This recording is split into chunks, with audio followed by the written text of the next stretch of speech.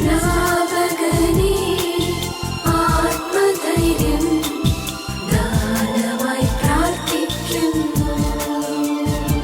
ആഗോള കത്തോലിക്ക സഭ സ്നാപയോഹന്നാൻ്റെ ജനനത്തിരുന്നാൾ ആഘോഷിക്കുകയാണ്. ഒരു കുഞ്ഞിൻ്റെ ബാപ്റ്റിസം എന്നതുപോലെ തന്നെ ആ കാലഘട്ടത്തിൽ സ്നാപയോഹന്നാൻ്റെ പരിച്ഛേദനവുമായി ബന്ധപ്പെട്ട് ചർച്ചകൾ നടക്കുകയാണ്. കുഞ്ഞിന് എന്ത് പേരിടണം?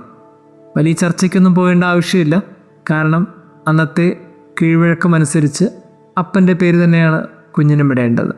ഈ ഒരു തീരുമാനം സാധാരണഗതിയിൽ എല്ലാവരും പ്രതീക്ഷിക്കുമ്പോൾ ആദ്യമായി ഒരാൾ നോ പറഞ്ഞു. അങ്ങനെയല്ല, അത് ഒരു പുതുമയുള്ള സ്വരമാണ്. കാരണം അങ്ങനെ ആകാതിരിക്കാൻ വഴിയില്ലല്ലോ. ഇത്രയും കാലം ഈ നാടിൻ്റെയും പാരമ്പര്യത്തിൻ്റെയും കീഴ്വഴക്കം അപ്പൻ്റെ പേരിടുക എന്നതാണല്ലോ. ഇവിടെ ആദ്യമായിട്ട് എലിസബത്ത് പറഞ്ഞു അങ്ങനെയല്ല. അങ്ങനെയല്ല എന്ന വാക്ക് അത് സ്വർഗത്തിൻ്റെ വാക്കാണ്. കാരണം സ്വർഗത്തിലെ ദൂതൻ പ്രത്യക്ഷപ്പെട്ട് പറഞ്ഞിട്ടുണ്ട്, ഇവൻ യോഹന്നാൻ എന്ന് വിളിക്കപ്പെടണം. അങ്ങനെ യോഹന്നാൻ എന്ന് വിളിക്കപ്പെടണം എന്ന ഒരു പേര് നിൽക്കുമ്പോൾ ഭൂമിയിൽ ചുറ്റുമുള്ള മനുഷ്യരൊക്കെ പറയുന്ന പേരുകൾ എലിസബത്ത് ഗൗനിച്ചില്ല. അവൾ പറഞ്ഞു അങ്ങനെയല്ല, അവൻ യോഹന്നാൻ എന്ന് വിളിക്കപ്പെടണം. അങ്ങനെയല്ല എന്ന് ചുറ്റുമുള്ള മനുഷ്യരെ നോക്കി പറയാൻ എലിസബത്ത് കാണിച്ച ധൈര്യത്തെയാണ് ഇന്ന് നാം ധ്യാനിക്കുന്നത്. പ്രിയമുള്ളവരെ, ഒരു കുഞ്ഞ് അത് സ്വർഗത്തിൻ്റെ കുഞ്ഞാണ്, ദൈവത്തിൻ്റെ കുഞ്ഞാണ്. അതുകൊണ്ട് തന്നെ ദൈവം ഓരോ കുഞ്ഞുങ്ങളെയും മാതാപിതാക്കൾക്ക് ഏൽപ്പിച്ചിട്ട് ദൈവത്തിൻ്റെ സ്വപ്നമനുസരിച്ച് വളർത്താനാണ് ആഗ്രഹിക്കുന്നത്. പക്ഷേ ജീവിത സാഹചര്യങ്ങൾ കൊണ്ട് എല്ലാ കുഞ്ഞുങ്ങളും വളരുന്നത് മാതാപിതാക്കളുടെ സ്വപ്നങ്ങൾക്ക് വളരുന്നു എന്നുള്ളതാണ് ഏറ്റവും വലിയ വേദന. പക്ഷേ എത്ര കുഞ്ഞുങ്ങളാണ് ദൈവത്തിൻ്റെ സ്വപ്നമനുസരിച്ച് വളരുന്നത്?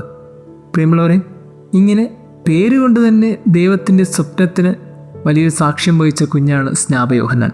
അതുകൊണ്ട് ആ കുഞ്ഞിൻ്റെ ജനനത്തിൻ്റെ നാളുകൾ മുതൽ തന്നെ ആ അമ്മയും അപ്പനും നിശ്ചയിക്കുകയാണ് ഈ കുഞ്ഞ് ദൈവത്തിൻ്റെ സ്വപ്നത്തിനും പ്രീതിക്കുമൊത്ത് വളരണം.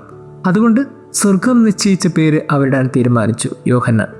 ഈ അപ്പനും അമ്മയും അവരുടെ ഹൃദയത്തിൽ സൂക്ഷിച്ച ഒരു ദൃഢനിശ്ചയം ഇതായിരുന്നു, ദൈവം വാർദ്ധക്യത്തിൽ നൽകിയ ഈ കുഞ്ഞ് ദൈവത്തിൻ്റെ സ്വപ്നങ്ങൾക്കൊത്ത് വളരണം. പിന്നീട് യോഹന്നാൻ കാട്ടുതേൻ ഭക്ഷിച്ച് മരുഭൂമിയിൽ ജീവിച്ചു എന്നൊക്കെ വായിക്കുമ്പോൾ നമ്മൾ മനസ്സിലാക്കണം, ദൈവത്തിന് വേണ്ടി സമർപ്പിക്കപ്പെട്ട കുഞ്ഞ് അവൻ്റെ ഇഷ്ടത്തിനൊത്ത് ആ മാതാപിതാക്കൾ വിട്ടുകൊടുക്കാൻ തയ്യാറായി എന്നത് തന്നെയാണ്. പ്രിയമുള്ളവരെ, നമ്മുടെയൊക്കെ ഹൃദയങ്ങളിൽ കോറിയിടേണ്ട ഒരു വാക്ക് ഇതാണ്, എത്ര കുഞ്ഞുങ്ങളാണ് ഇന്ന് ദൈവത്തിൻ്റെ സ്വപ്നങ്ങൾക്കൊത്ത് വളർന്നു വരുന്നത്, ദൈവത്തിൻ്റെ ഇഷ്ടത്തിനൊത്ത് വളർന്നു വരുന്നത്. സ്വർഗം നിശ്ചയിച്ച ചില പദ്ധതികൾ എല്ലാ കുഞ്ഞിൻ്റെ മുകളിലുമുണ്ട്. നിൻ്റെ അമ്മയുടെ ഉദരത്തിലായിരിക്കുമ്പോൾ നിന്നെ ഞാൻ അറിഞ്ഞു എന്ന് വചനം പറയുമ്പോൾ അതൊന്നും വെറുതെയല്ല എന്ന് നാം ചിന്തിക്കണം. അറിഞ്ഞൊരു ദൈവം കുഞ്ഞിൻ്റെ മേൽ ഒരു സ്വപ്നവും പദ്ധതിയും കരുതി വച്ചിട്ടുണ്ട്. ആ കരുതൽ പൂർത്തീകരിക്കാനാണ് ഓരോ മാതാപിതാക്കളുടെയും ഉത്തരവാദിത്തം.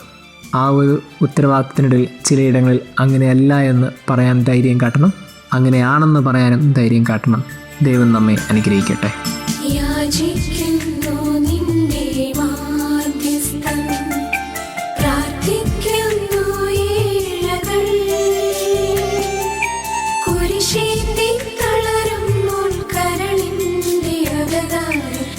കൃപ